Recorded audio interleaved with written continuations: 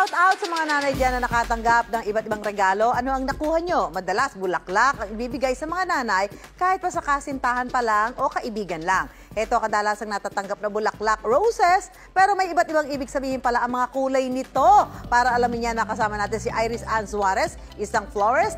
Welcome sa Dapat Alam Mo, Irish. Hello po. Magandang gabi sa iyo. Yan. Bakit nga ba roses yung madalas natin ibigay sa mga nireregaluhan natin? Meron ba itong sinisimbolize? Ang roses po ay associated with love and passion. And of course, appreciation. Kaya po, maganda po itong ibigay kahit kanino at kahit anong okasyon. Ayun. Ang daming iba't ibang kulay ng roses at iba-iba rin pala ang meaning nito, ha? So, simulan natin sa common, Iris, na red. Ay, nalaglag. Hindi ko, bakit nalaglag to? Ayan. Simulan natin sa common na red and white roses, Irish. Yes po. Ang red roses po ay romantic love. And then kapag gusto nyo naman po iparamdam yung pure love and intention ninyo sa isang tao, ang perfect po dyan ay white roses. Okay. So, depende mo rin pala yung pagbibigay, no? Ito, meron tayong blue at light blue roses. Kanino perfect ibigay yung ganyang kulay, Irish? Kapag ka love at first sight naman po, perfect po ang blue and light blue. Naku, dapat alam mo yung pagkain na binigay sa'yo.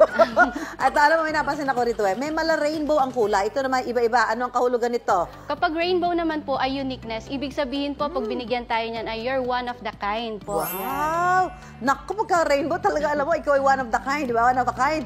Sa mga gusto naman umamin, sa mga natitipuhan, matagal na.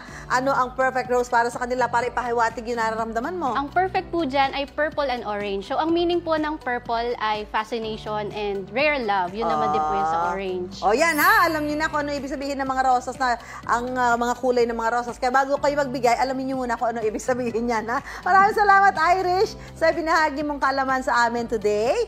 Ayan po, mapausaping kalusugan, Asian pantahanan, at kahit kwento pambata at pangkalalakihan, hindi ko palalampasin yan. Kay Susan tayo!